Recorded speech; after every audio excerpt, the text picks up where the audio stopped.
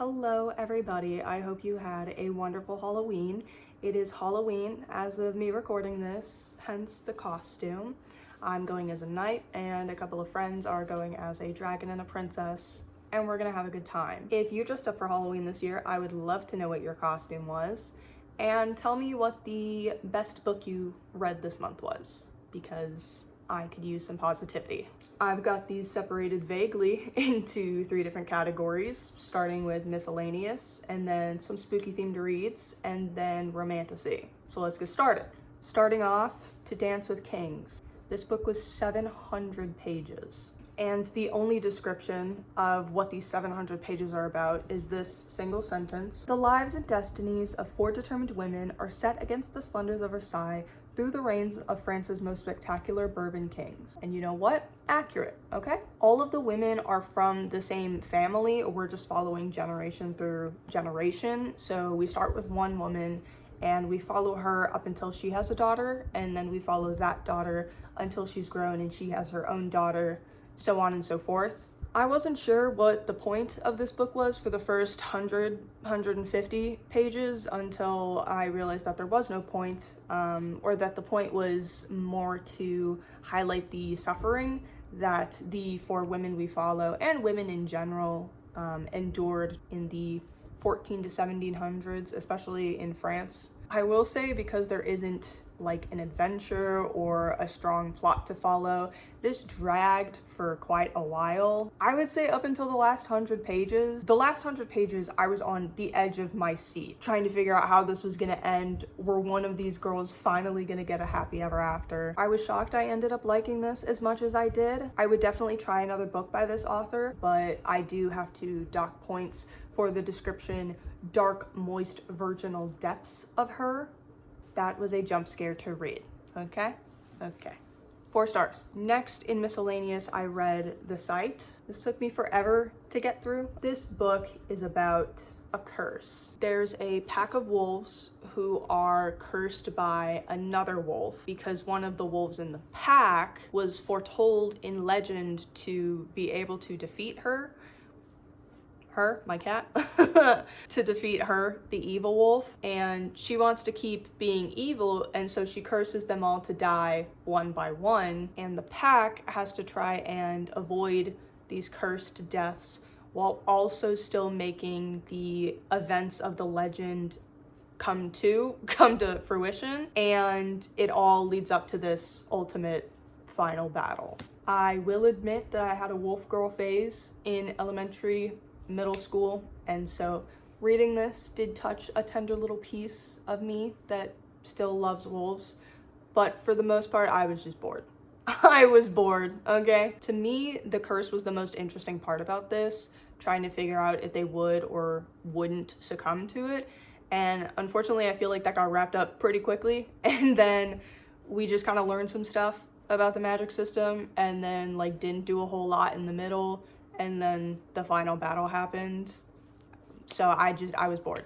The bottom line is I was bored, and I gave this 2 stars. Moving on to spooky themed reads. This one was really disappointing, and that is The Other Black Girl. I so badly wanted to love this. This was described as a contemporary thriller following Nella, a black girl who is the only black girl at her publishing house until another black girl, Hazel, gets hired and turns out not to be who she says she is. I was expecting this to be about Nella getting really excited to have another black girl in the office, like an ally among the white higher-ups, and then Hazel, not being who she says she is, would be like actively trying to get her fired because she wanted to be the only black girl in the office. And then maybe there would be a bigger discussion about race not always helping race and pandering to white people and why that doesn't work and whatnot, but that's just not at all what this delivered. First of all, this wasn't thrilling. Secondly, this book is 350 pages long, and 300 of that is setup. The plot really only happens in the last 50 or so pages. And I can understand the argument that the first 300 pages are important to build up the plot and set up for the plot twist, but what plot twist? You know what I mean? What plot twist? We know from the start that Hazel isn't who she says she is. It's in the synopsis. So I feel like the interesting part of the story is watching Nella figure out that Hazel isn't who she says she is. But Nella doesn't start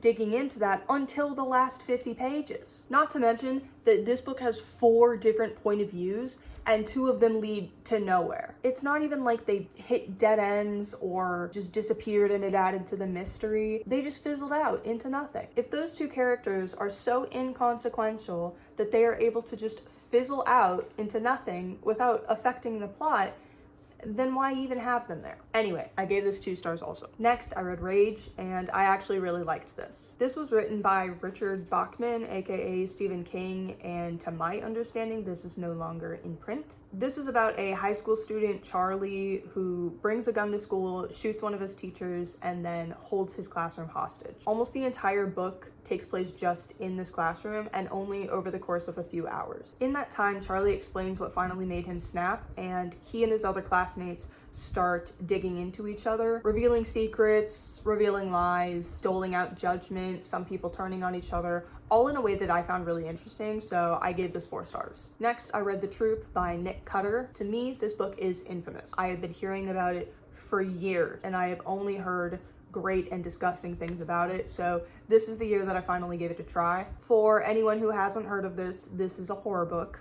In it, a scoutmaster leads his Boy Scout troop to a small uninhabited island for like a weekend wilderness getaway so that they can earn new badges and test their skills until a random man appears. The scoutmaster is also a doctor, so he brings the man in to try and help him, not realizing the man is carrying a very dangerous parasite. Because the infestation is essentially a smarter, deadlier version of a tapeworm, most of the horror in this book is body gore, as we see the effects of this thing on humans as well as animals. I will say the book has alternating chapters where we'll follow the boys in the troop in the present as they discover the horrors of their situation and try to escape it. And then the next chapter will be like a newspaper article or a snippet of an interview with one of the boys' parents from the future, as like the townspeople and the families and the scientists, whatever, are all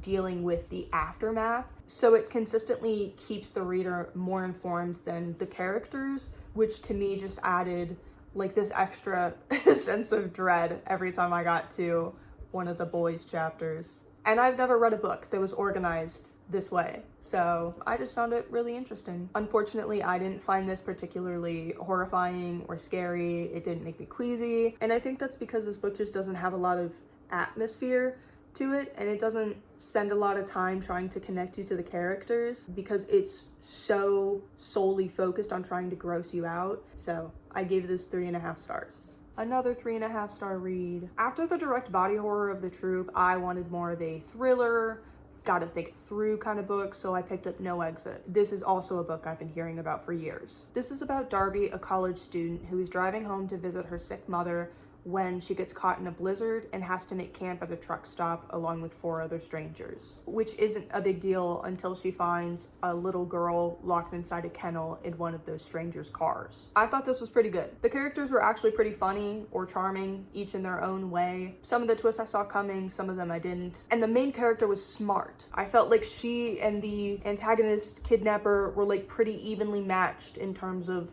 wit. It makes for a much more interesting story when the main character has more than just regular common sense. You know what I mean? And she stayed strong and determined for a lot longer than I would have in those circumstances. The ending is really where the story fell flat for me. I mean, the story follows a pretty typical thriller structure where like a piece of information is revealed and then the protagonist makes a move and is usually unsuccessful until another piece of information is revealed and then the protagonist makes a move, so on and so forth. And I think the moves that the character made were smart, but it just followed that pattern 2 or 3 too many times towards the end and like in very quick succession. So that final one just didn't have as big of an impact as I think it could have, but still good. Next, I read Pretty Girls, and this was just a big fucking bummer. 2 of my favorite YouTubers rated this really highly, and so I feel like I've been saving this book for a time when I was ready to fully immerse myself in it, and I didn't like it. I think the synopsis on the back of the book describes this best, so I'm just gonna read that out for you real quick. 20 years ago, Claire Scott's eldest sister Julia went missing. No one knew where she went, no note, no body. It was a mystery that was never solved, and it tore her family apart. Now another girl has disappeared with chilling echoes of the past, and it seems that she might not be the only one. Claire is convinced Julia's disappearance is linked, but when she begins to learn the truth about her sister, she is confronted with a shocking discovery, and nothing will ever be the same. Super interesting premise, and I think if you like slow burn thrillers, then you'll probably enjoy this one. But I got to, I think it was 46%, and nothing had happened. There's a bunch of stuff that happens to the characters and a bunch of information that gets dropped in their laps, but the characters themselves didn't do anything, which is really annoying. So from 0 to 50%, nothing happens.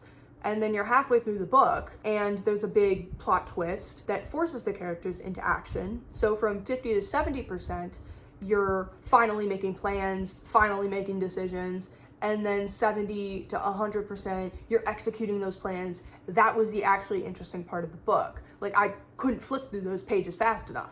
And that last 30% was really good, but to me, I can't ignore the 50% in the beginning where nothing happened. So I gave this 2 stars, and I'm sorry. Last, in the spooky themed category, I read Frankenstein. Hi, this is Megan from the future. I don't think I explained my thoughts and feelings entirely correctly, so I'm gonna try again.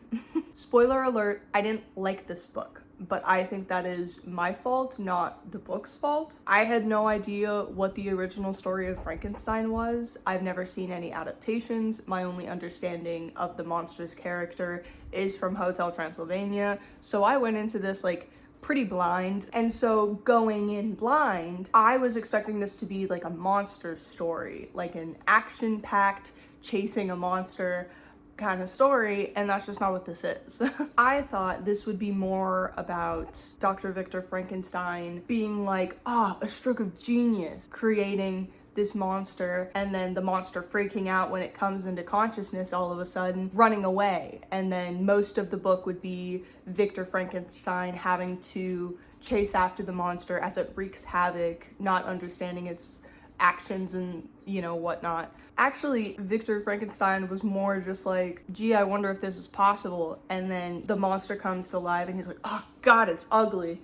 And so he goes for a walk to ruminate on what he just did. He comes back to his apartment, the monster's gone. And that's when I expected the chase to begin. I expected him to run after this thing. And instead, he's like, oh, thank God. He's like, oh man, thank God it's not my problem anymore. And I, as the reader, am like, go get it, please. I also just found Victor Frankenstein to be a very fragile man in general. He has multiple episodes throughout this book where he is essentially bedridden for months on end because he's just so overwhelmed and distressed. I also just found this book to be very telly and not very showy. Like, a good majority of this book is just Victor Frankenstein telling someone else what happened, what he experienced, and then like within his info dump retelling of his story is the monster being like, hey, I need you to hear me out on what I've experienced these last few months that I've been on the run. And then the monster info dumps and like retells his story. And to me, I just didn't really love that style choice. I had sort of wished that we'd been present with the characters as they experienced what they talked about. And I specifically wanted to read Frankenstein this month because of the new adaptation that's coming out. And I've seen a lot of posts already on like TikTok of people saying that Frankenstein is essentially an allegory for the female experience. I did not get that while reading the book, but with that new perspective, I would like to reread and see how that affects my experience.